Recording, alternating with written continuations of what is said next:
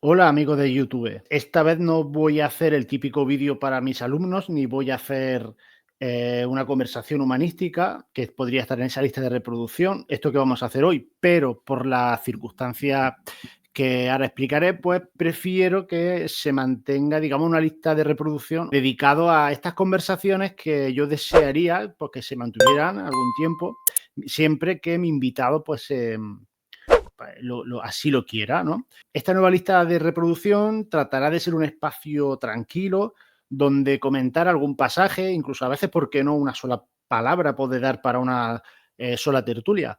Y dejar que el Espíritu Santo pues, guíe nuestros pensamientos durante estos minutos, de modo que saquemos verdadero fruto de este tiempo. Esta tertulia que tendremos aquí siempre se basará en algún pasaje del Evangelio y que puede ser que me haya llamado la atención o que algo me haya movido dentro para fijarme en él. Para llevar a cabo esta misión me va a acompañar un sacerdote al que aprecio mucho y que, aunque realmente empecé a tratarlo a principios de 2023 o final del 22, me parece, ya ha llegado o llego a poder considerarlo un amigo. Este sacerdote es muy conocido y, bueno, pues seguro que más de uno de vosotros lo habréis visto en las redes, tiene su propio canal de YouTube, también escribe, publica en Info Vaticana, y bueno, y ha tenido una presencia continuada en la tristemente desaparecida tertulia sacerdotal de la sacristía de la Vendée. Y bueno, pues me refiero al padre don Francisco Torres, al que voy a dar paso en este vídeo. Pues buenas noches, don Francisco. Muy buenas noches, Ángel Luis. Un saludo para ti y para todos tus seguidores y todos los que se sumen a la retransmisión de este programa. Es cierto que tengo bastantes vídeos de ayuda para hacer la selectividad, para temas de sintaxis, y no sería extraño que algún adolescente entre, vea estos vídeos y bueno, pues curiosee, ¿no? Entonces, si quieres presentarte un poco, porque se puede ver por la imagen que eres bastante joven y a mí no sé, pues yo creo que puede ser aleccionador, si nos quieres comentar así muy brevemente, si quieres, qué sería un poco el origen de tu vocación, ¿no? Como sacerdote. Bueno, pues yo nací en enero de 1988, tengo 37 años recién cumplidos y un poco el origen de mi vocación, pues que yo recuerde o que me hayan contado mis padres, fue en torno a los 6 años. Y creo que fueron 6 años porque fue cuando nació mi hermana. Eh, bueno, pues parece ser, según cuenta mi madre, ¿no? Que fue después de una charla que vino el párroco a mi casa con motivo del bautizo de mi hermana, que yo, no sé, le dije a mi madre como que quería ser como don Agustín, que quería ser sacerdote. Y eso, bueno, pues siempre fue como una ilusión de niño, una semilla que el Señor pone en el corazón de un niño. Luego tuve un periodo de mi vida, pues, de ateísmo, de lejos de la iglesia, hasta que Dios me rescató y volví a la iglesia, volví a practicar la fe y le dije al Señor que si Él quería volver a llamarme como cuando hizo de niño, pues que yo haría lo que Él quisiera, ¿no? Entonces el Señor, que siempre me llamó, pues el Señor nunca retira su palabra. Nosotros los humanos sí somos más enclenques para estas cosas, pero Dios nunca retira su palabra y su iniciativa, ¿no? Entonces, bueno, pues terminado el bachillerato, hice la selectividad, que ahora creo que la llaman EBAU o una cosa así, si no me Sí, equivoco, EBAU, sí, sí. ¿no? Pues como esto de las leyes de educación cambian tanto, cada 2 por 3 la van cambiando del nombre. Pues entonces hice la PAU, la selectividad, y bueno, entré en el seminario porque los estudios eclesiásticos tienen rango de estudios universitarios. Entonces necesita la prueba de acceso a la universidad para poder cursarlos, ¿no? Hice mi seminario en mi diócesis, que es Plasencia, en Extremadura, provincia de Cáceres, y de ahí, bueno, yo no soy placentino, soy de un pueblo que se llama Miajadas. Y de ahí, bueno, con 25 años me ordené sacerdote, entonces fue el obispo que luego fue a Jaén. Ahí me ordenó don Amadeo Rodríguez Magro, que Sí, Amadeo, claro. luego fue obispo de Jaén, de Plasencia pasó allí hasta que se jubiló.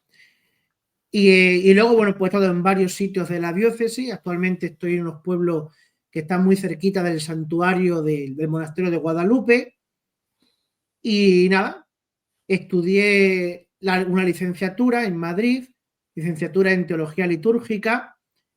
Y esto es un poco el recorrido de mi vida. Llevo 11 años de sacerdote, en junio haré 12 años de sacerdote. Y esto es lo que puedo contarte de manera breve. Sí, sí, no, está, joder. Pues mira, me has recordado una cosa, eso de ese periodo de ateísmo durante la adolescencia, me ha recordado hace la semana pasada, creo, un alumno, no sé si ante un comentario mío, pues de que iba a ir a misa, que no sé si algo así dije, y entonces pues me acuerdo que él comentó en voz alta, no iba para mí el comentario, pero como en voz alta, ¿no? Algo así como... Ah, no, no, sí, fue una pregunta que me dijo, entonces tú eres o sea, eres creyente así, ¿no? Y me hizo así con la mano, un gesto como diciendo como machapartillo, no sé qué. Y le dije, no, a ver, o sea, no soy, esto no es o mucho o poco, o sea, o crees, o sea, o eres católico o no eres católico. Y si eres católico, pues vas a misa, tal, y le estuve comentando. Entonces, bueno, pues en clase a veces pues comento, ¿no? O que voy a misa o hago alguna mención a Cristo o lo que sea, y algunos se sorprenden y sí, me hacen preguntas de ese tipo, ¿no? ¿Sabes lo que pasa, Ángel Luis? Yo creo que como estamos en una sociedad tan light y tan descafeinado, que cuando alguien se encuentra con una persona con convicciones, enseguida se le pone el prefijo ultra, ¿no? Sí, Entonces, ultracatólico, ¿no? Este personaje es ultracatólico. Bueno, pero ¿qué es un ultracatólico? No, yo no sé lo que es no sé lo que es un ultracatólico. Católico o se es o no se es.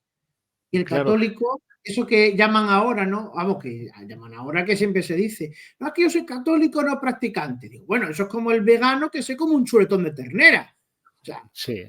entonces no es que yo soy vegano no practicante. No, tío, o eres vegano o no lo eres, o eres católico o no lo eres, ¿no? Pues Sí, claro. así, ¿no? Sí, Cuando sí. dicen ese ejemplo, no, yo soy católico.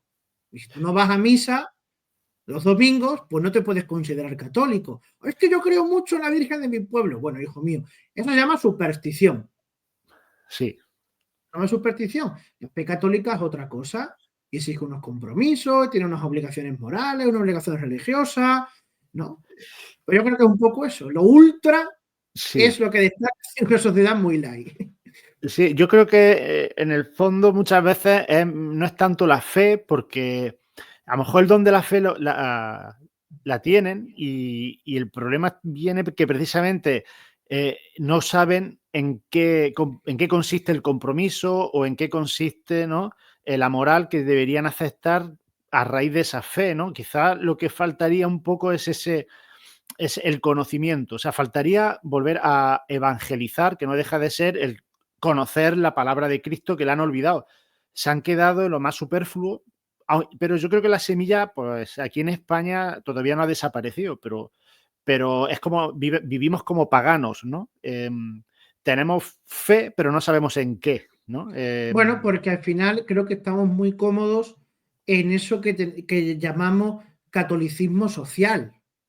Sí, Nosotros, verdad, que no es una sociedad propiamente católica, como se entiende, por ejemplo, la sociedad de hace 40 o 50, 80 años, ¿no? Donde la familia era católica, la escuela era católica, el gobierno era católico, es decir, todo era fácil porque era un ambiente católico, pero sí que tenemos como un catolicismo social, donde lo normal hasta ahora en España es cuando nace un niño bautizarlo, porque además ese bautismo me sirve para juntar a la familia, mm, después que el niño haga su comunión, es decir, como que lo que hay que cumplir con religión está, pero la parte, digamos, de transformación moral del sujeto, esa interiorización de los compromisos bautismales, ¿no? De lo que hay que ser de verdad, eso es lo que nos falla, sí, porque además este catolicismo social le hemos hecho compatible pues con todas las ideologías o con todos los sistemas culturales que van colonizando, ¿no? Que se nos van como imponiendo como normales, ¿no? Independientemente de la vida moral de cada uno, de lo que tenga cada uno. Si, sí, por ejemplo, ahora mismo, ¿no? Que es una pelea que siempre tenemos los curas.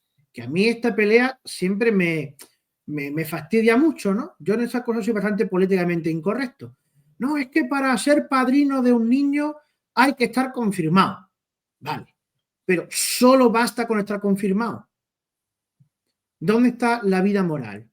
Ya. ¿Dónde está que el padrino sea un hombre o una mujer de fe, bien casados por la iglesia, juntos, que no haya habido un adulterio, que no haya habido un divorcio, que, no sé, esos estilos de vida, ¿no?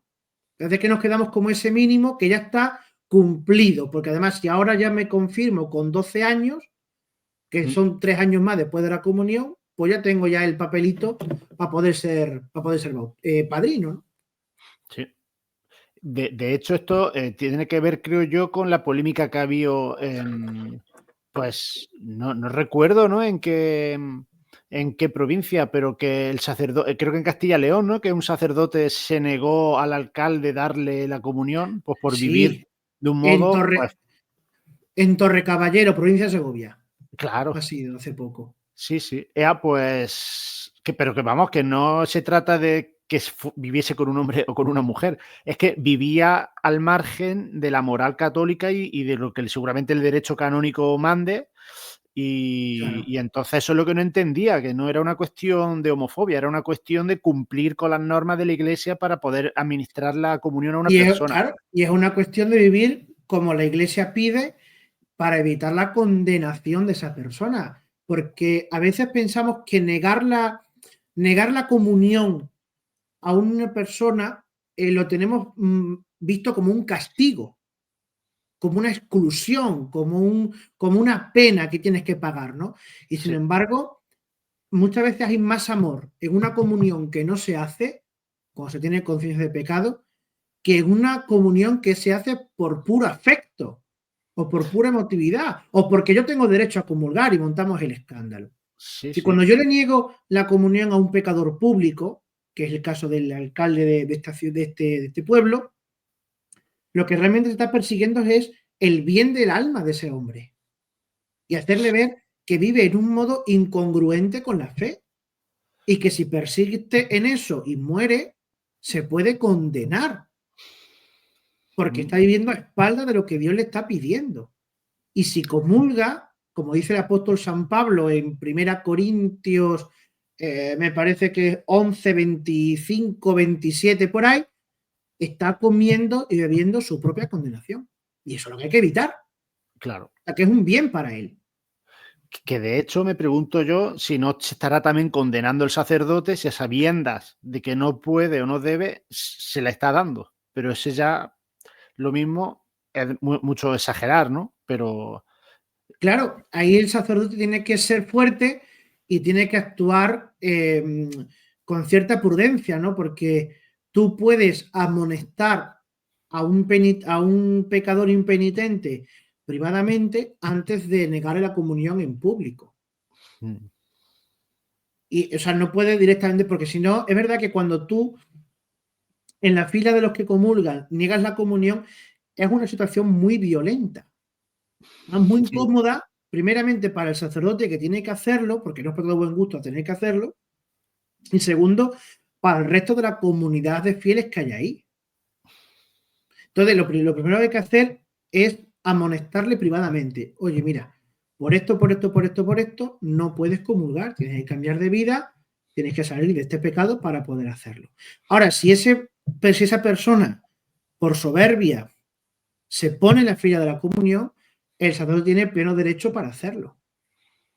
A menos que el sacerdote le diga, esto queda bajo tu responsabilidad, ¿eh?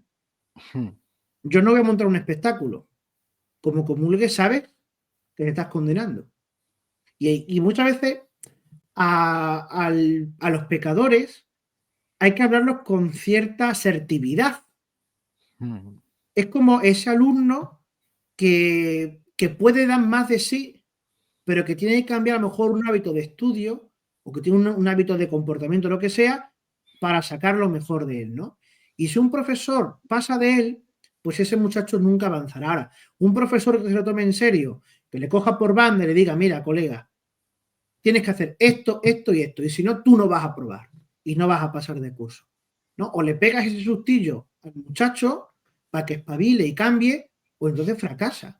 Y al final ese fracaso le va arrastrando los cursos siguientes, porque no tuvo un profesor que le dio un golpe cuando tenía que habérselo dado, ¿no?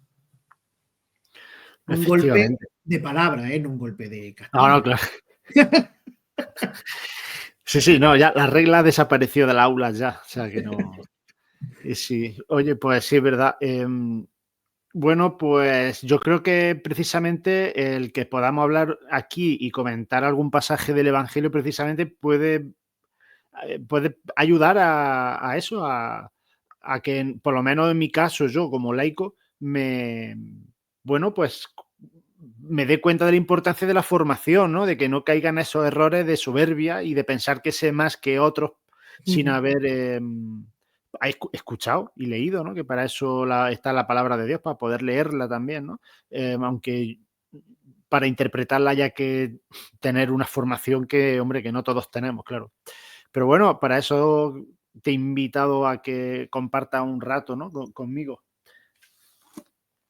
Mira, yo te iba a enseñar, bueno, porque quería hoy comentar un pasaje del Nuevo Testamento, que es el de Lucas, capítulo 17, versículos 11, 19.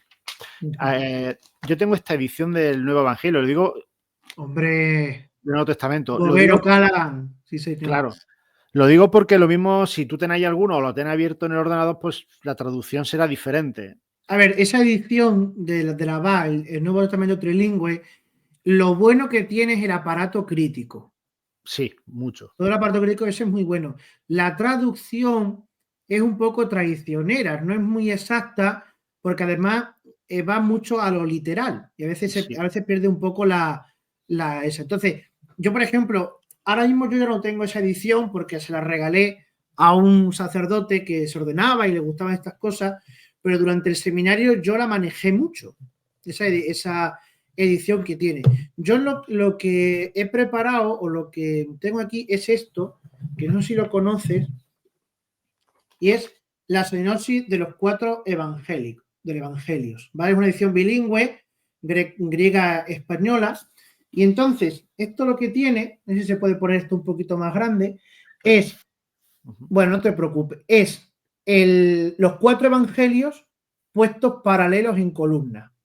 Por un lado está el texto griego y por otro lado, a ver, aquí, y por otro lado el texto en español, más un aparato crítico abajo y en algunos momentos incluso añade textos de evangelios y literatura apócrifa que completan un poco la narración del evangelio canónico, ¿vale? Entonces, esto es una edición que es de sociedades bíblicas, que esto, bueno, es un poquito protestante, pero bueno, que sea protestante no significa que sea mala, porque son al final los que más han trabajado este tema, ¿no? Entonces, bueno, pues también es verdad que aquí la traducción es un poquito de esa manera, pero al menos para tener un poco la idea general de lo que cuentan los evangelios, está bien, ¿no? Y sobre todo la parte filológica, que creo que a lo mejor la que más te puede interesar, porque tú eres profesor, yo solamente soy un aficionado a estas cosas de la filología, pero creo que de ahí podemos sacar un tema bastante interesante. Voy a ver si puedo compartir una pantalla. A ver, a lo mejor otra portada, la que tú tienes. De Benoit, Beismarth y Malillos. Sí, esa es la de Banoit. Yo la mía es la de una revisada de Kurt Atlan y traducción española de adaptación de Vargas Machuca. Vale, entonces es otra, pero bueno, está bien que Es hayas que, dicho. es que la de Boamar es otra edición. Vale, ¿Vale? O sea, a ver, ediciones de sinopsis de los 4 evangelios hay muchas. vale, ¿Vale? que no solo. Vale, vale. No sabía yo que había tantas. La de Boamar o Boismart, me parece que se escribe Boismart, esa es otra edición que hay. Vale. Esto me recuerda a mí a las ediciones estas de la Biblia, donde aparece la Septuaginta, la Costa, no sé qué, hay como 4 o 5 Claro, sí, juntas, sí. una columna al lado de la otra y que es la que La se Biblia utiliza. de Bueno, Amberes, por claro, ejemplo. claro, eso te iba a decir. y bueno, está muy bien, quiero decir, es que una forma de estudiar la Biblia, porque aquí, por ejemplo, en esta de Bover aparece al lado del párrafo, aparece la referencia, por ejemplo, a Mateo o al Salmo al que está citando Jesús o lo que sea. Pero no Sí, está sí. al lado, claro, tienes que buscarlo. Bueno, pues si te parece, ¿quieres leer los versículos o los leo yo? Me da igual. Léelos tú. Bueno, el título que le pone Bover es Camino de Jerusalén, sana Jesús a 10 leprosos. Sí. Acaeció que al dirigirse él a Jerusalén, pasaba por entre los confines de Samaria y Galilea. Y al entrar él en cierta aldea, le salieron al encuentro 10 hombres leprosos, los cuales, manteniéndose a distancia, levantaron la voz, diciendo: Jesús, maestro, compadécete de nosotros. Luego que los vio, les dijo: Id y mostraos a los sacerdotes. Y sucedió que mientras iban, quedaron limpios. Uno de ellos, viendo que había sido curado, volvió atrás, glorificando a Dios a grandes voces, y cayendo sobre su rostro a los pies de Jesús, le dio gracias. Era un samaritano. Tomando Jesús la palabra, dijo: ¿No quedaron limpios los 10? ¿Y los 9? ¿Dónde están? ¿No se hallaron con quienes volviesen a dar gloria a Dios, sino ese extranjero? Y le dijo: levántate y vete, tu fe te ha salvado. Bueno, yo voy a hacer una cosa que es compartir. Voy a compartir aquí el texto, el original griego, bueno, el original, sí, vamos a decir el original griego y la traducción de la Vulgata. De las palabras que yo quería marcar. Toma, yo tengo el texto griego aquí de antes. Además, tengo Claro, el texto griego y además tengo una cosa que compré en Toledo, que es, no lo había visto nunca, un Nuevo Testamento en hebreo. el Nuevo Testamento, bueno, Un Nuevo Testamento en hebreo. Con lo oye, cual, también hace falta. también he leído ese pasaje aquí en hebreo. Ver algunas Vale. cosillas interesantes. A Vamos a ver, ver. hay una cosa, la primera es más de corte filológico, lo mismo no hay solución a esto, pero me llama la atención en el versículo 13, cuando habla o los leprosos llaman a, a Jesús, mm, pues claro, en la traducción que he leído dice maestro, pero aquí no es la palabra maestro de en griego, sino dice epistata, que en la Vulgata pone Perfecto. preceptor.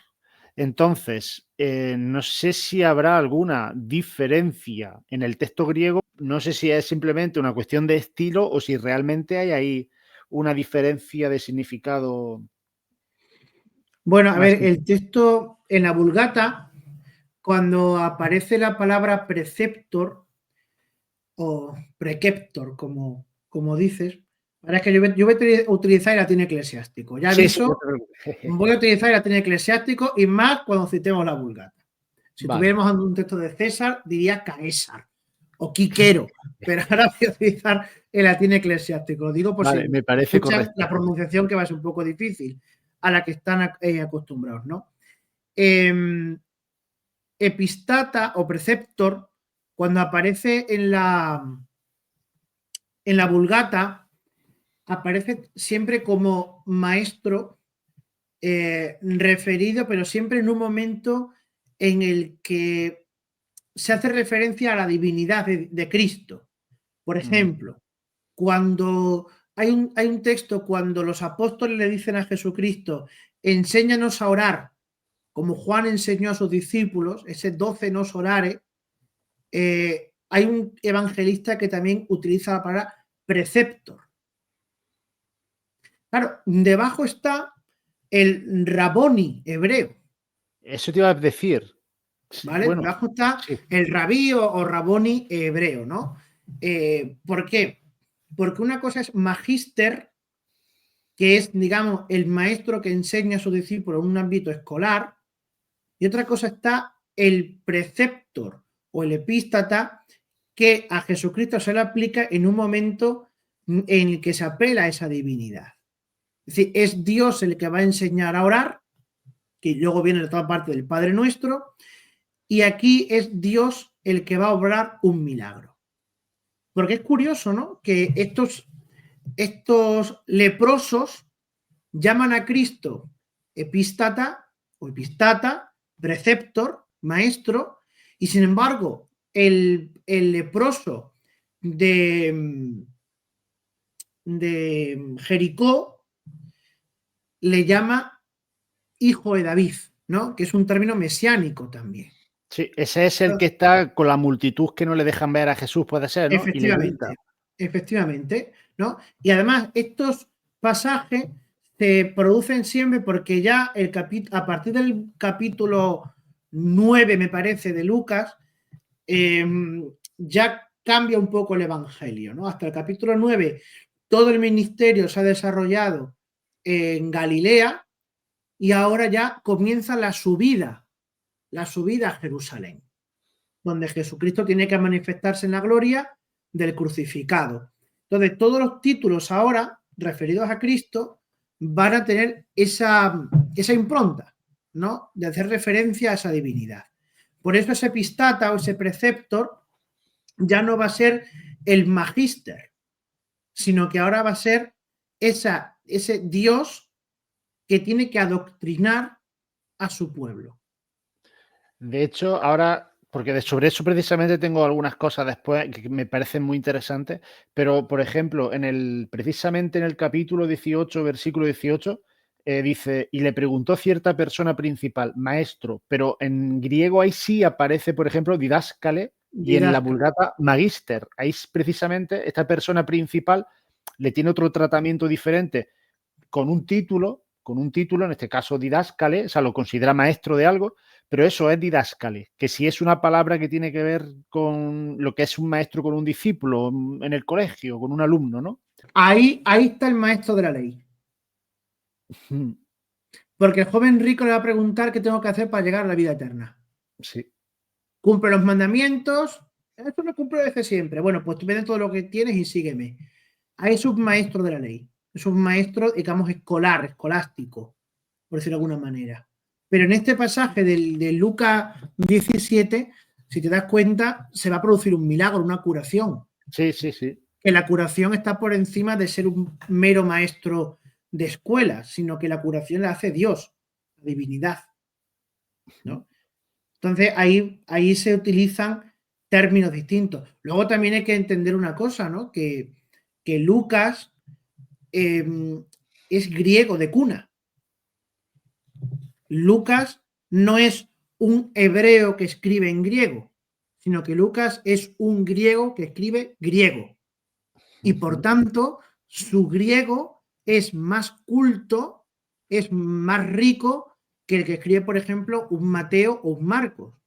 Entonces, claro, Lucas conoce los matices de los sinónimos de las palabras y por eso sabe qué meter en cada momento, sabe dónde se está dirigiendo. Lucas escribe para paganos, es decir, para griegos que se han convertido al cristianismo. Por tanto, él va a abundar en una riqueza de vocabulario que sus oyentes o que sus lectores, en este caso, conocen más en profundidad que puede conocer un judío.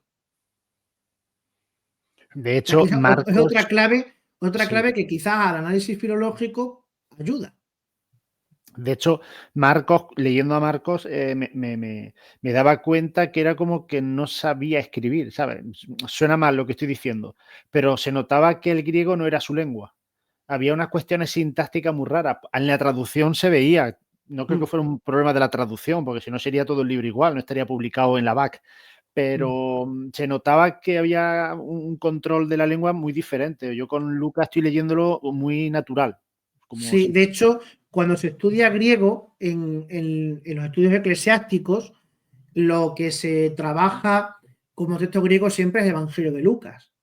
Y yo recuerdo cuando hice los cursos de griego, los ponían a traducir Lucas, y el prólogo de Juan.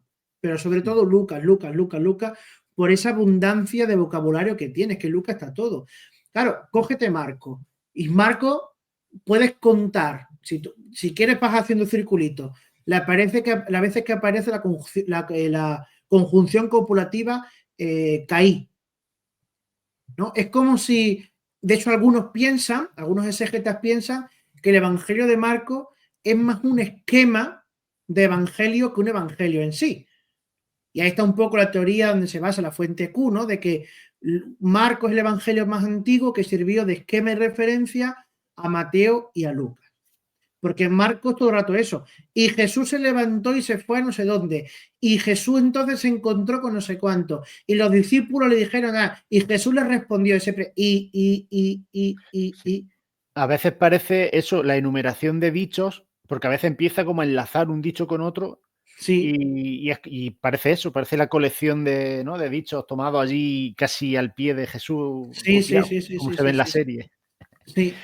De hecho, Lucas yo Lucas no recuerdo de haberlo traducido en el instituto, traducíamos otras cosas, pero en selectividad, cuando miré los 4 textos que había griegos para traducir, sí, creo que había 4, miré uno, miré otro y cogí Lucas, empecé a mirarlo y conforme lo iba leyendo, lo iba traduciendo.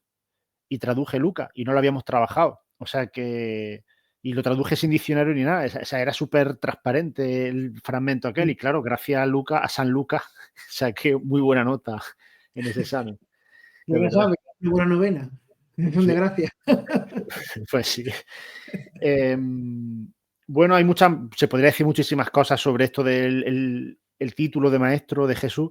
Como digo, por no entrar en este tema, pero recomiendo que la gente que vea este vídeo busque en YouTube una conferencia, algo así como la vida personal o secreta, ¿no?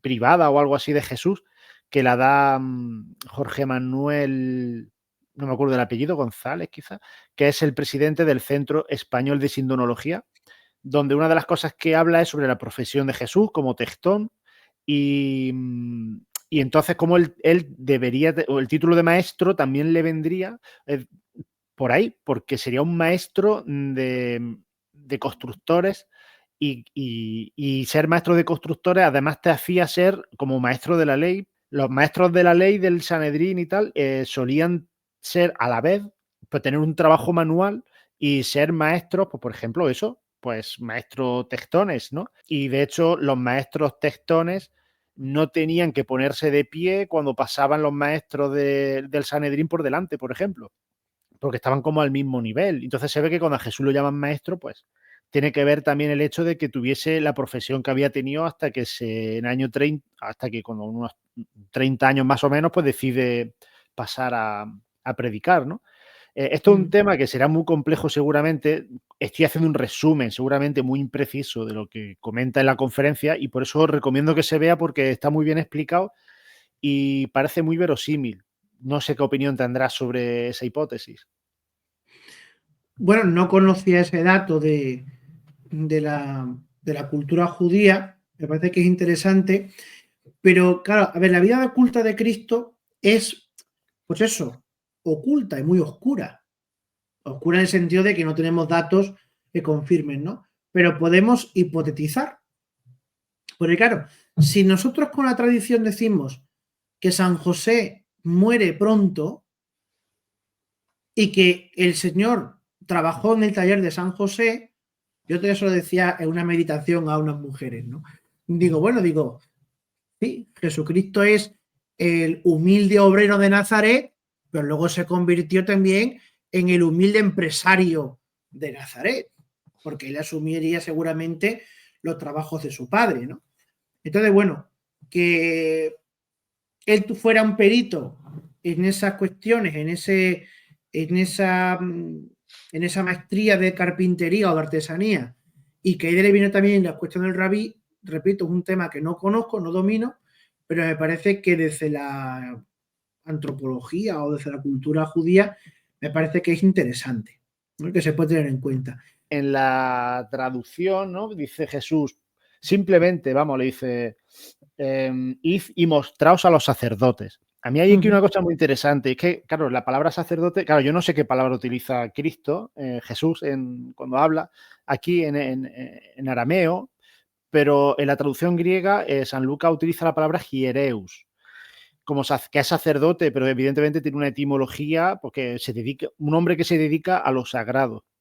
Y entonces, claro, si tenemos en cuenta que se lo dice a samaritanos, porque, hombre, si uno es samaritano y los samaritanos no se llevaban muy bien con los judíos, yo entiendo que y estaban en el límite, pues yo entiendo que eran samaritanos todos. Pero bueno, al margen de que sean todos o no, hay samaritanos.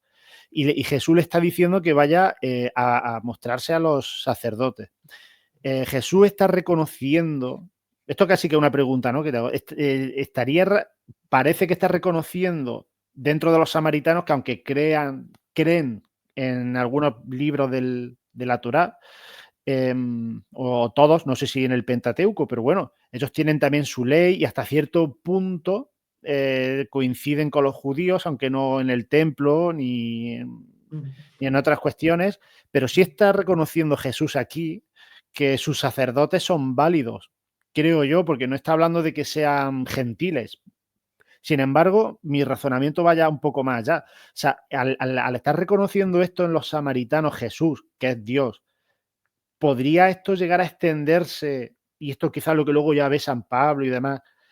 ¿Estaría Dios reconociendo que fuera, digamos, del núcleo duro de Jerusalén y del judaísmo, fariseo y saduceo, etcétera, que haya realmente una visión, digamos, no sé, certera, legítima, quizás la palabra, de lo divino y de Dios?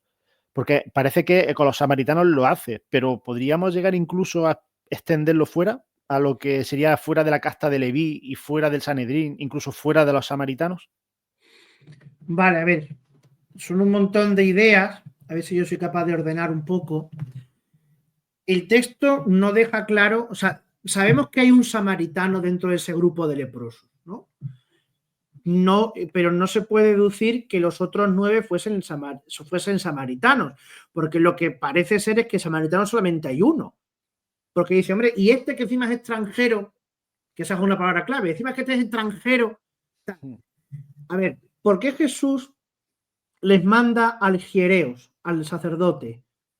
Porque hiereos no es, porque dentro del mundo judío había distintas castas sacerdotales, ¿no?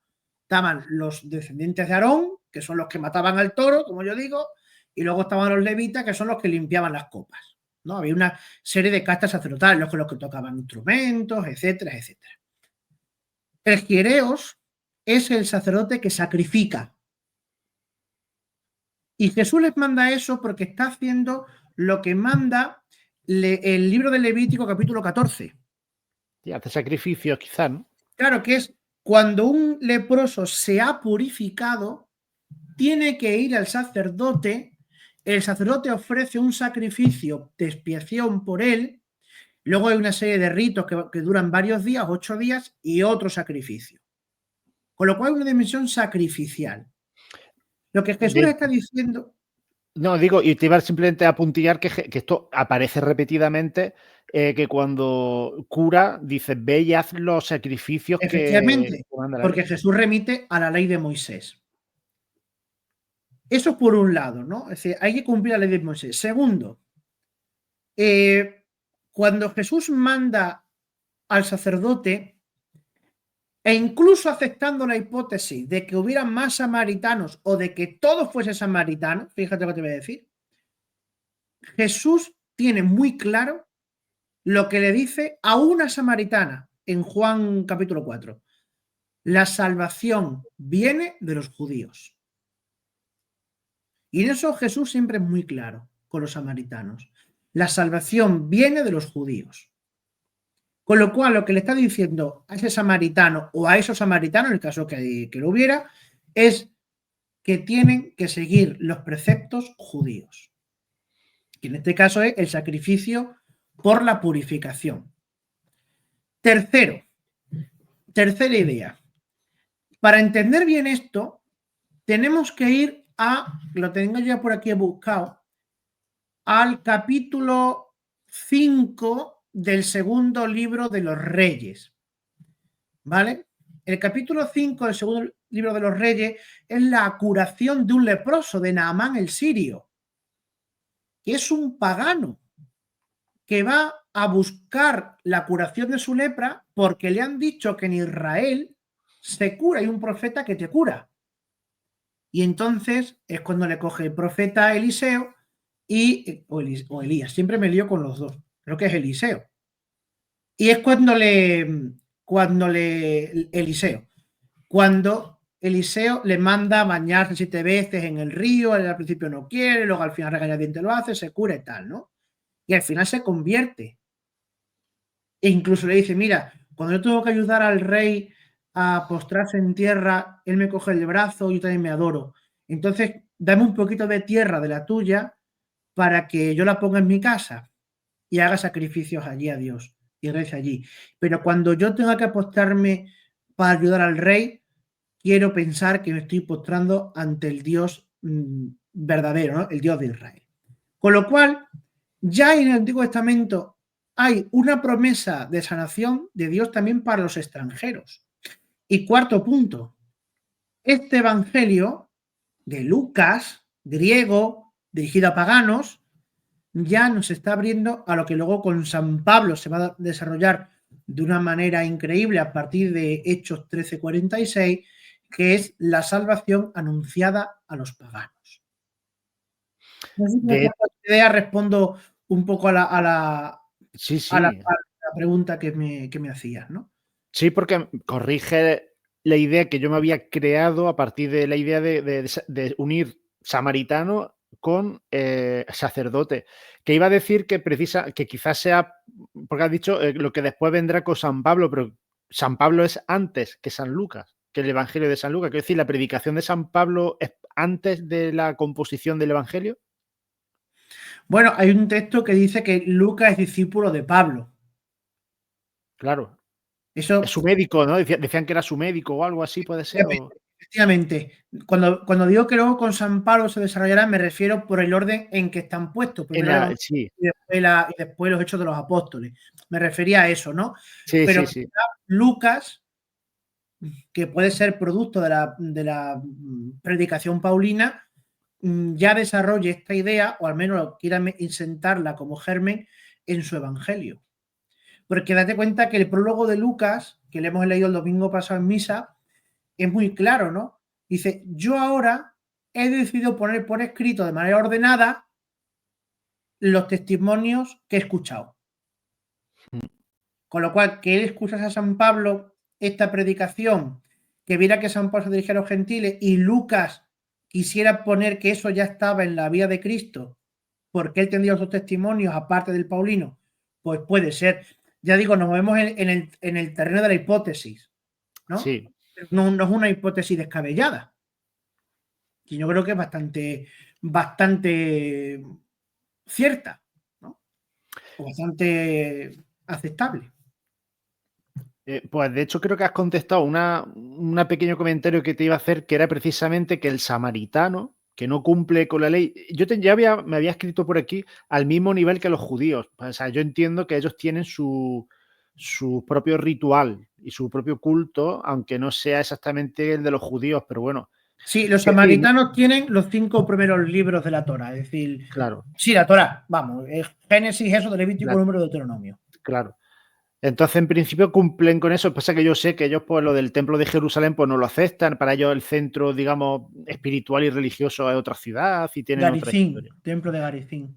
Entonces, pues, pero bueno, entonces, por eso quizás no esté mal decir que cumplen con la ley, pero a otro nivel o a menor nivel que los judíos. Entonces, precisamente eso, llama la atención que Dios salva al samaritano, porque además lo dice, ¿no? Tu fe te ha salvado. Yo entiendo que aquí ya se refiere espiritualmente. Otra cosa es que después pecase y tuviese que volver a ser salvado o lo que sea. Pero por lo Claro, pronto, aquí deja claro que siendo no judío, Dios está abierto a a salvar. Y entonces, pues directamente me paso a la siguiente, a lo último, digamos, a la última idea que yo quería comentar, que son 4 cosas, 4 palabras en griego, que yo creo que articulan todo este episodio y que tiene que ver con esto, ¿no? Porque, ¿qué es lo que hace el samaritano para ser salvado? Y te comento, porque a mí me gusta mucho este capítulo por eso. Y yo creo que aquí viene donde lo que tú venías. ¿Qué piden ¿qué piden los leprosos, ¿no? Sean quienes sean? Y en griego lo dicen, eleeson, ten piedad, que lo cantamos en misa todos los domingos. Eleeson. Primero se lo pide y luego, pues Jesús le dice, también en griego, el eleeson es lo primero que luego también Cristo le dice que quedan limpios, que es otra cosa súper interesante, cazaris cesan, y lo dice porque unas veces Jesús cura tocando y otras veces sin tocar. Aquí no toca. Una cosa que cuando salga otro episodio que toque y hablemos, pues si quieres hablamos, nos centramos un poco en ese tema de la imposición de mano, del toque, ¿no? De Cristo como sacerdote y todo ese tema. Pero es que hay una cosa muy interesante porque dice, les dijo, id y mostraos a los sacerdotes, y ellos van a los sacerdotes, o por lo menos se dirigen. Es decir, piden compasión y además ellos obedecen. Van a los sacerdotes, tienen que ir al hombre santo a hacer su ritual, a cumplir con lo que Dios manda, pero es que ellos lo obedecen. Y eso es lo que hace que cure la lepra, ¿no? Parece que es la obediencia, pero solamente por ahora la lepra. Parece que eso además se les perdona los pecados con ese tema o no, no sé, pero por lo menos la lepra. Luego, a la vuelta, otra cosa súper interesante, doxatson ton theon, dando gloria a Dios. Además, a voces, que es lo más interesante. Metafones megales, con grandes voces, a gritos. Aquí me cabe a mí la duda de si la gloria la daban, digamos, sin ellos ser conscientes, no voy a entrar en eso, a Dios Padre, o si daba la gloria a Dios Hijo, es decir, al mismo Jesús. Lo que sería un reconocimiento explícito, pues, de la divinidad de Cristo, incluso antes de que Jesús, pues, muera, resucite, digamos, y dé la prueba definitiva, ¿no? Y aunque solo sea al Padre, es decir, aunque esté dando gloria a Dios del cielo, reconoce que la obra viene de Él, de Dios, que no viene del hombre, entonces no viene de un curandero tampoco, de un mago, no ven a Jesús como tal, sino que realmente están, digamos, confirmando ellos, están aceptando que este milagro de curarse la enfermedad viene de Dios a través de Jesús. Y han pedido misericordia, han sido obedientes, se han curado y además ahora vienen a dar gloria. Y por último, la última palabra que me parece ya también increíble, porque en muy pocas palabras, es que Lucas lo deja aquí todo claro lo que hay que hacer, eujaristón. Es decir, vuelven dando gracias. Y además, pues yo aquí señalo lo que tengo apuntado, que hay que tener en cuenta el contexto. Se ponen, se postra, dice aquí, epiprosopon para tus podas autú, bueno, autú. Es decir, se ponen con la cara hacia el suelo a los pies de Jesús, se postra, y entonces yo, otra duda, ahora si queremos vamos deslindando todo esto, yo te suelto toda la reflexión que acaba aquí. Es decir, el hecho de que se ponga de rodillas, digamos, parece dar la impresión de que apoya la cara en la tierra, dando gracias, todo eso, ¿no? Es una humillación total que a mí me da la sensación que es una cosa propia de adoración, de reconocer Señor al otro, y esto no lo podría hacer una persona que es creyente en Dios, ya sea samaritano o judío, no sería propio de que lo hiciera delante de una persona, porque sería casi como una especie de idolatría o de algo que estaría fuera de su, no sé, de su comportamiento normal como religioso, como creyente, ¿no? Entonces, tanto en volver dando gloria a Dios, el hecho de dar gracias de esa manera con postración, es como que todo eso es un reconocimiento explícito de que Jesús es Dios por parte del samaritano, que eso es otra, que es un samaritano, no es que el mismo Jesús lo reconoce, ¿no? Lo llama, como hemos dicho, extranjero. Entonces, resumiendo, me parece increíble que en estos pocos versículos, 8, 9, tenemos el pedir piedad a Cristo, el que nos ser obedientes con Cristo, y luego cuando nos recibimos la gracia, saber dar gloria a Dios, saber dar las gracias, y con la gloria y con las gracias, digamos, nos salvamos. Y ahí es donde viene la salvación del alma, ¿no? Dando gloria a Dios y saber darle las gracias por las gracias que nos concede. Y todo eso, el samaritano, sin haber hecho ninguna obra de caridad con el prójimo, lo hace con Dios, porque él se dirige a los sacerdotes, pero no es, digamos, un religioso, digamos, o sea, no se está salvando por ser un ejemplo, no está cumpliendo con la obra de misericordia, no ha estudiado, bueno, seguramente sabía mucho de religión porque en esa época parece que todo el mundo sabía mucho más que nosotros, ¿no? Hoy en día. Entonces, como que hay aquí un giro de guión en todo esto y todo muy bien explicado para entender, digamos, el amor de Dios hacia sus hijos y sobre todo el reconocimiento hacia nosotros si nosotros sabemos darle a Él lo que nos pide, ¿no?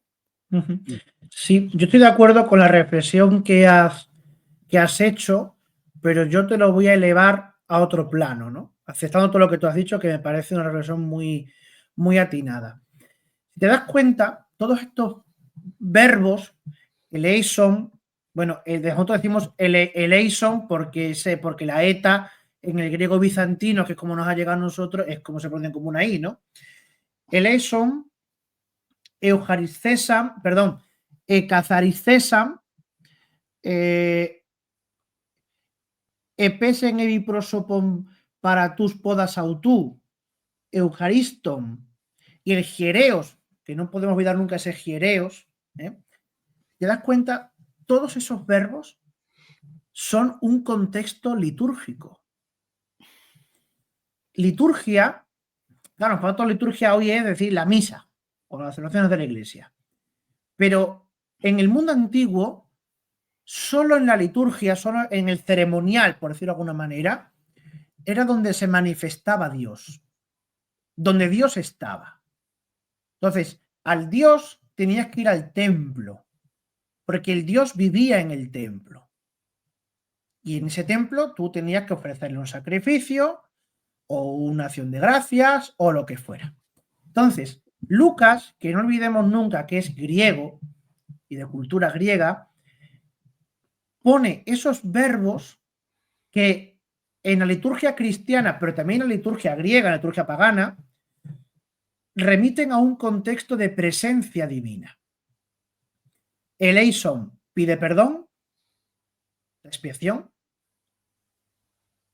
la purificación que necesita todo hombre para ponerse delante de Dios, ekazariscesan, la acción de gracias que nosotros tenemos que darle a Dios, eucharistón, y la adoración debida al Dios. Epesen epiprosopon para tus podas autú. Con lo cual, en ese contexto litúrgico es donde Lucas está reafirmando y mostrando la divinidad de Jesucristo. Porque el samaritano, cuando se da cuenta de la sanación, de que se ha purificado ya, porque no se habla nunca de sanación, se habla de purificación. El verbo cazareon, que es el verbo de la catarsis, ¿no? De la purificación, del cátaro, del puro.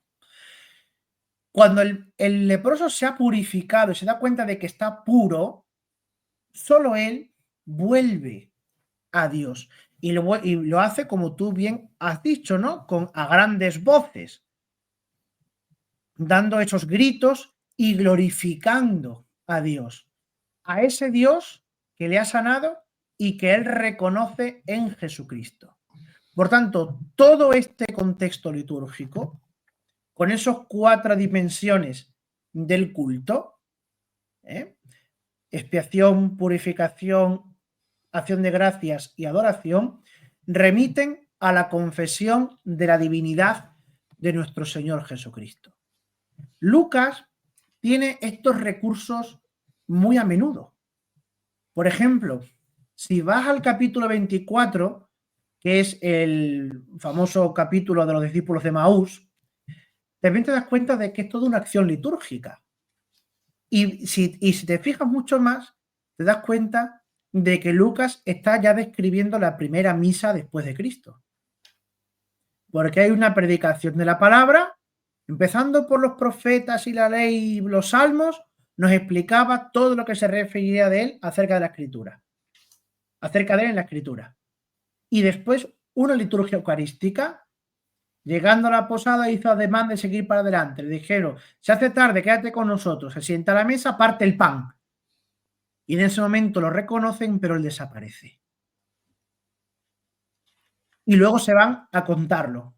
Y empieza el contexto eclesiológico con Pedro, los apóstoles, etc.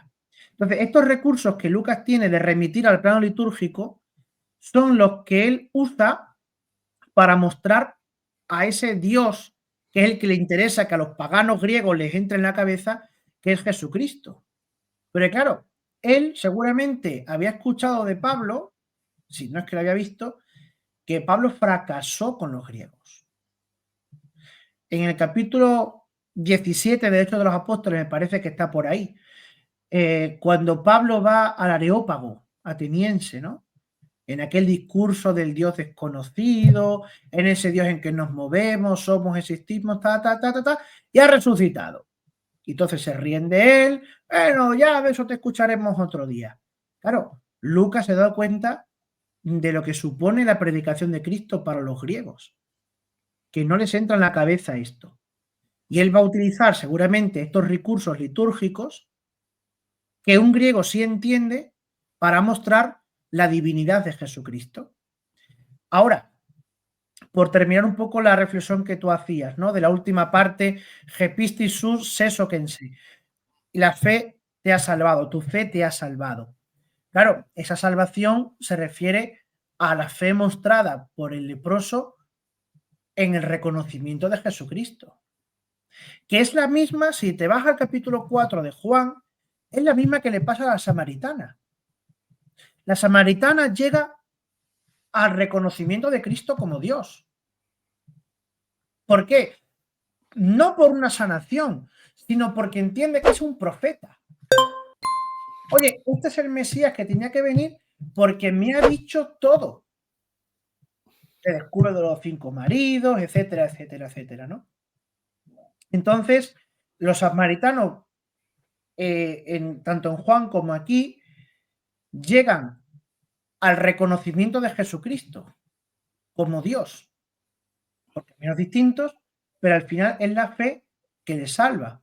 Luego otra cosa será la moralidad de la vida de estos personajes, que ya no sabemos si pecaron, si no pecaron, pero el reconocimiento de Cristo es la fe que les acarrea la salvación de su vida. Es decir, la salvación está en reconocer a Jesucristo como el Hijo de Dios y tener fe en él. Por eso dirá Juan, y termino, todo el que crea se salvará y el que no crea ya está condenado. Y por eso Jesús le dice, tu fe te ha salvado, porque tu fe te ha dirigido a mí y me has reconocido como Dios. Pero esto es un poco la explicación que se me ocurre un poco, ¿no? Por completar lo que tú también tan atiradamente has dicho. Pues yo le daría un giro porque efectivamente, a ver, cuando escriben el Evangelio tienen que seleccionar, pues a ver, quién era... uno de los evangelistas acaba diciendo que si tuviese que contar todo lo que vio, pues no... o todo lo que Jesús hizo, pues no habría, ¿no?, páginas para... No cabrían libros en este mundo, sí, lo dice Claro. Juan. Entonces, pues claro, hay una selección, seguramente de hecho, de lo que me ha llegado, lo que a lo mejor era más fiable, lo que esto sí porque me lo ha dicho un discípulo, esto no porque me lo ha dicho a saber quién. Me imagino que ahí hay un ejercicio pues, para intentar ser lo más veraces posible. Pero, y entonces, claro, a lo mejor luego está el tema luego de escribirlo guiado por el Espíritu Santo y hacerlo de un modo que le llegara a la gente del mejor modo posible. Pero claro, yo si parto de la lectura literal de todo lo que hay aquí, de que es todo lo que se cuenta ocurrió y que por tanto este milagro ocurrió, quizás, claro, este contexto litúrgico del que hablas, yo le daría la vuelta y lo vería desde el lado inverso, es decir, toda la vida de Jesús se convierte en liturgia una vez que muere y le hacemos la lectura, porque Dios nos está hablando también a través de sus actos, ¿no? Es decir, a lo mejor en este momento en el que Cristo lo está haciendo y donde ocurre esto, seguramente pues fue visto por discípulos y por tanto esto llega a Lucas fácilmente. La cosa está en que ocurre de un modo natural, pero Dios nos está hablando a través de estos hechos precisamente pues, no sé, de cómo tenemos nosotros que leer sus propios hechos y lo convertimos nosotros en liturgia. Entonces nosotros llegamos a crear, los primeros cristianos, no nosotros, claro, aquellos que tuvieron que empezar a, digamos, a transmitir las enseñanzas, a replicar lo que Cristo había hecho y a sacar las enseñanzas a partir de lo que de un modo natural, digamos, pues fue ocurriendo en su vida. Y entonces, pues, lo mismo que has dicho, pero claro, es que cuando has utilizado la palabra recurso y tal, aunque yo sé que no lo dices así, evidentemente, pero suena como que Lucas está inventando esto para mostrar una enseñanza.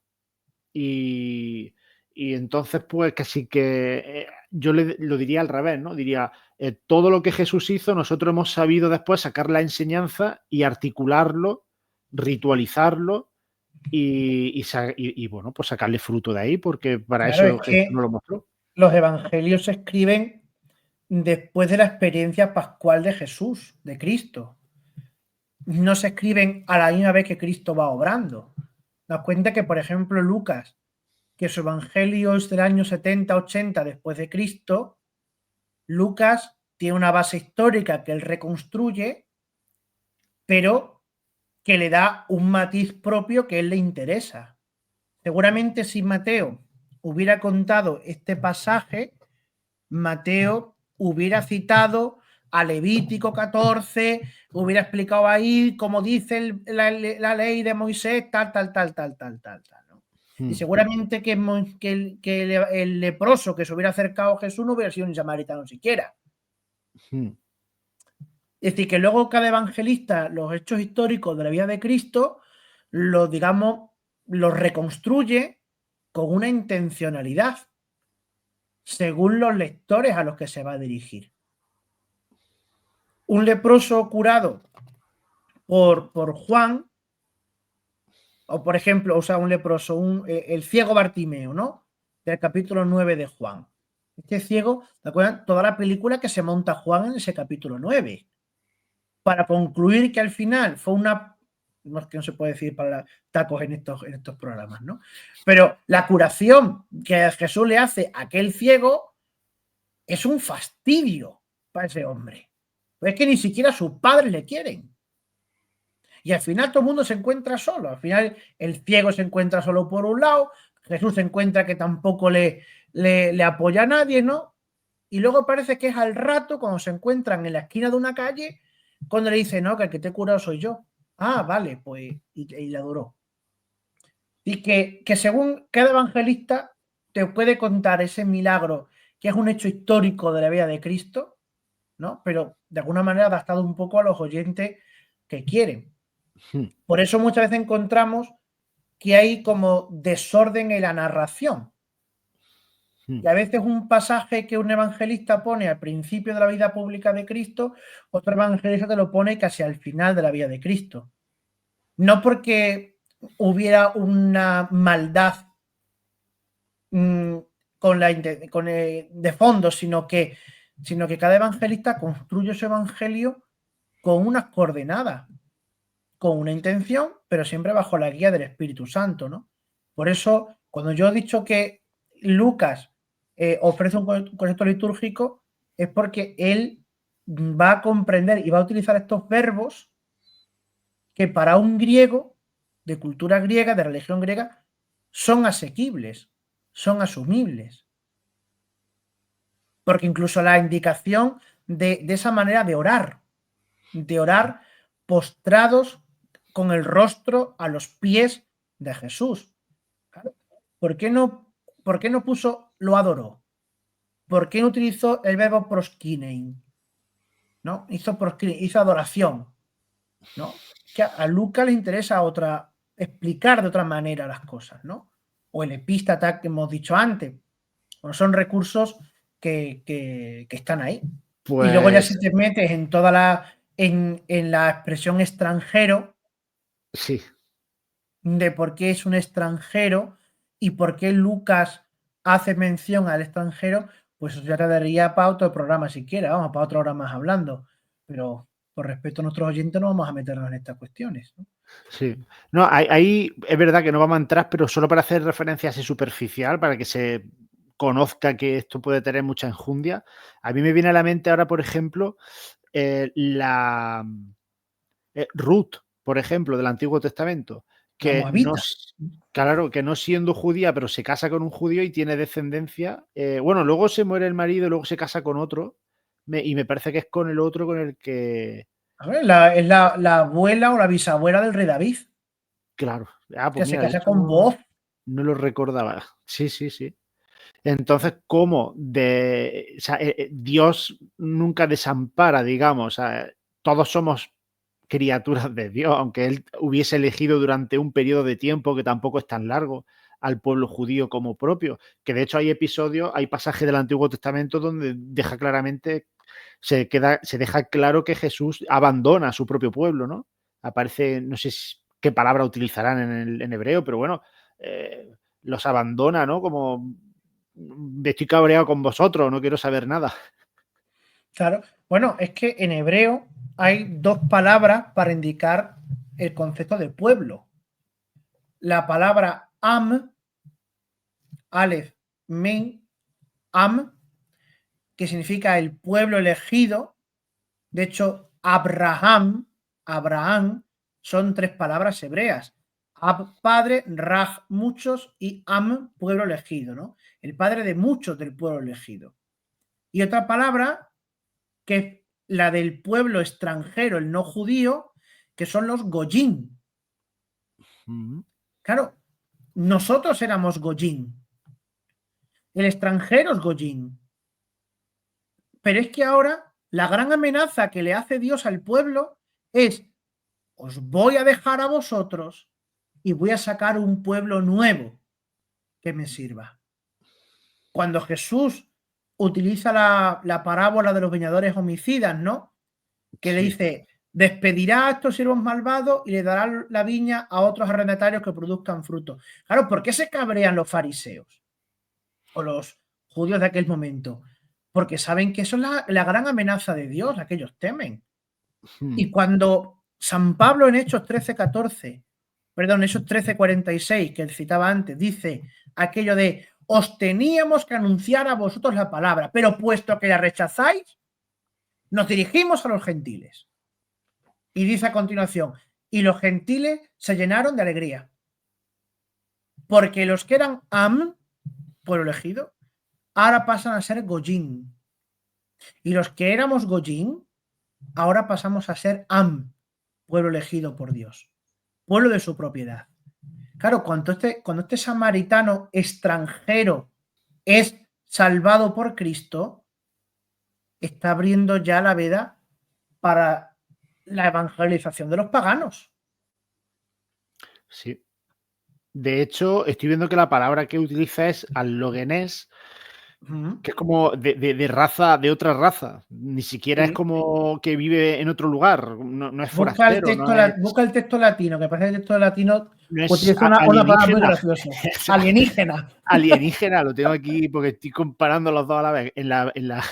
A ver, en la Vulgata pone alienígena, ¿sabes? Alienígena. Yo una vez me reí muchísimo porque yo rezo el oficio litúrgico en latín, ¿no? Los salmos en latín, ¿no? Y le digo a un amigo mío cura, digo, ¿tú sabes que los alienígenas aparecen en la Biblia?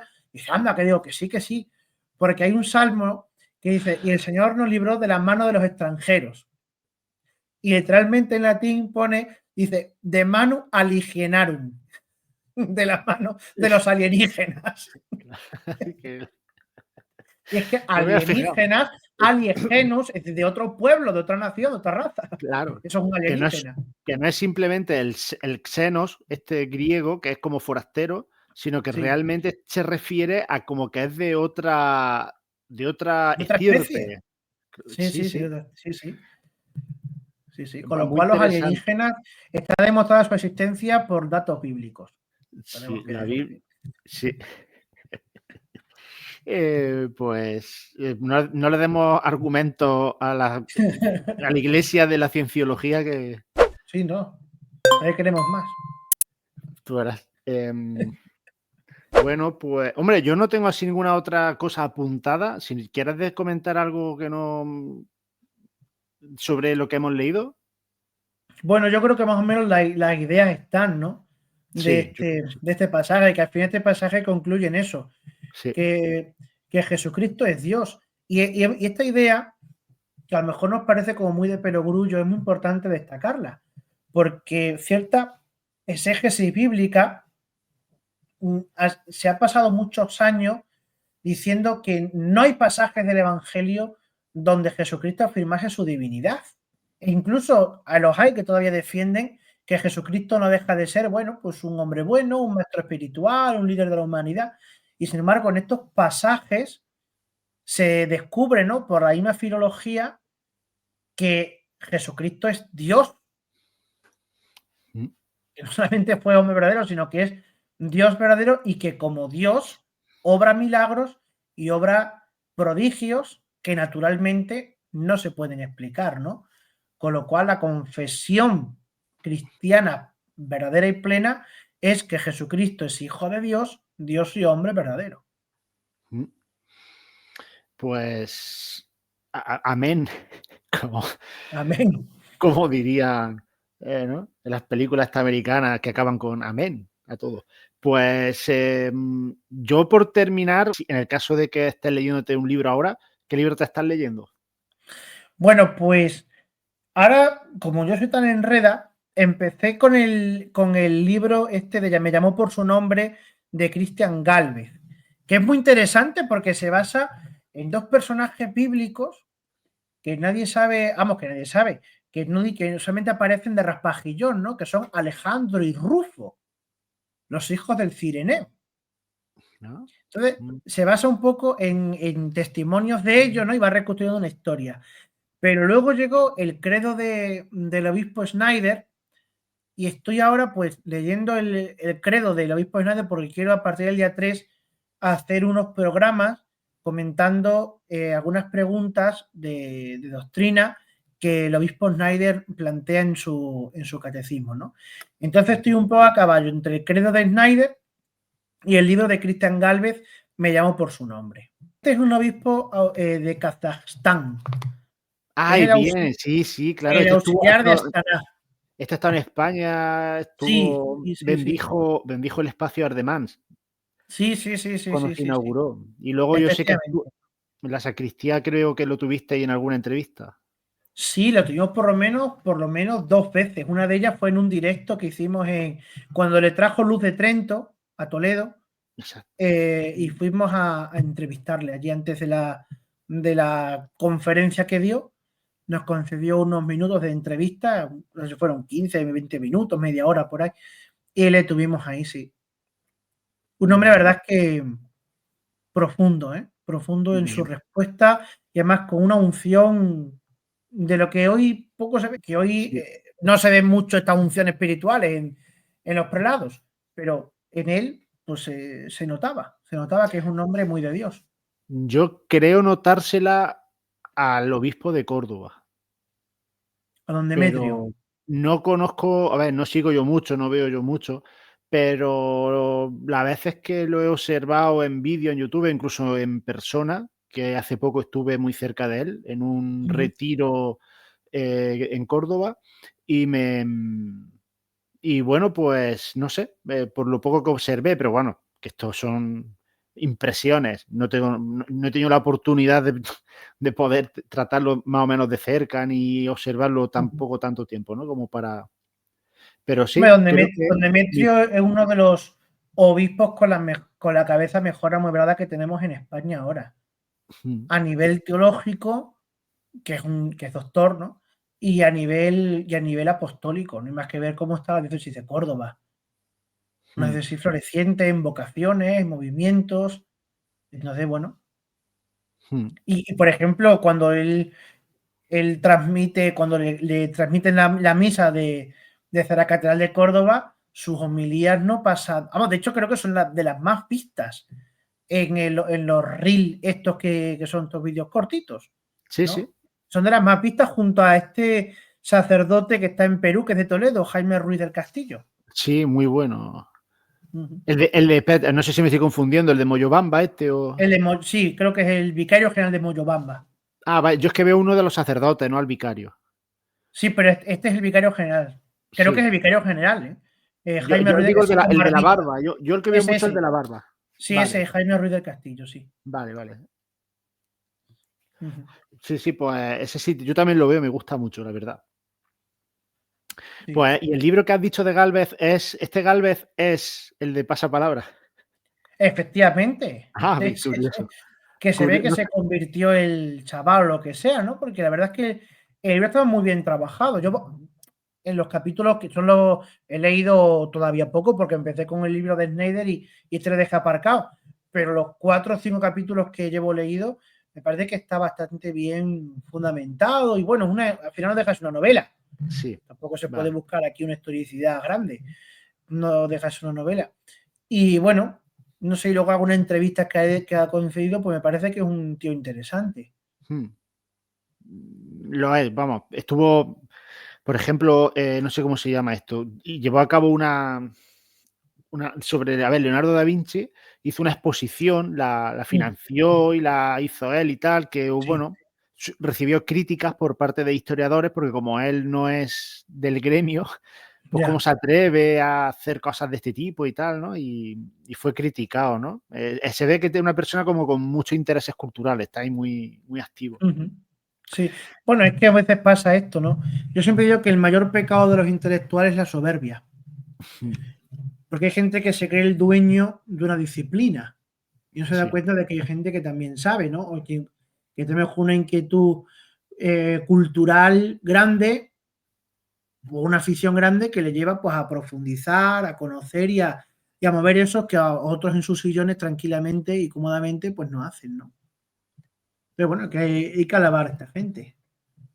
Sí, claro, todo lo que sea, pues aportar algo a la evangelización o a la cultura, pues tú verás. Claro, ¿Quién somos nosotros para criticar eso, no? efectivamente. Pues muy bien, hombre, yo por mí no tengo nada más. Yo sí te propondría para la siguiente que se me ha ocurrido, si te apetece conversar otra tarde-noche, así otra noche, un tema que difícil, ¿eh? Es un reto.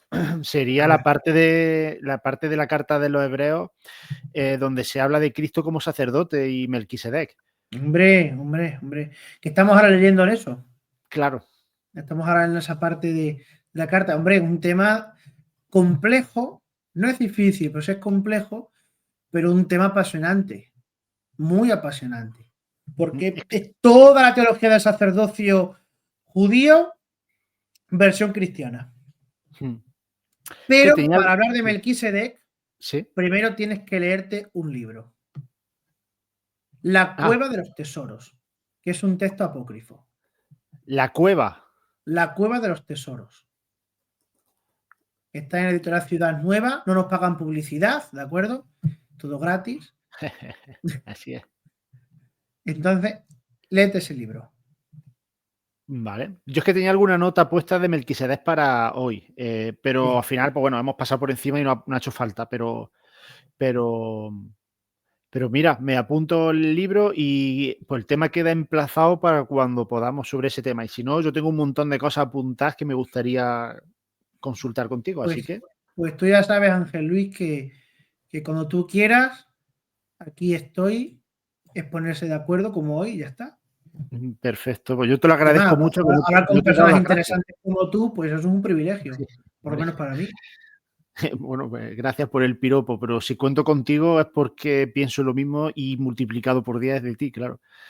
De acuerdo, ya ha quedado claro a la gente que nos queremos mucho. Sí. Pues, que eso, que no te he dado las gracias realmente desde que hemos empezado a hablar, así que aprovecho ya para darte las gracias profundamente. Y si quieres para despedirnos una bendición, estaría Sí, perfecto cómo para no. dormir tranquilo esta noche. ¿Cómo no? Pues sí, os te doy una bendición a ti, a tu familia, a los que mando recuerdo, luego se lo das de mi parte, y también a todos los que oigan este programa. El Señor esté con vosotros. Y con tu espíritu. La bendición de Dios Todopoderoso, Padre, Hijo y Espíritu Santo, descienda sobre vosotros, os acompañe siempre. Amén. Amén. Pues Bueno, Ángel Luis, muchas gracias. a ti y que descanse. Lo mismo te deseo. De modo que podamos ver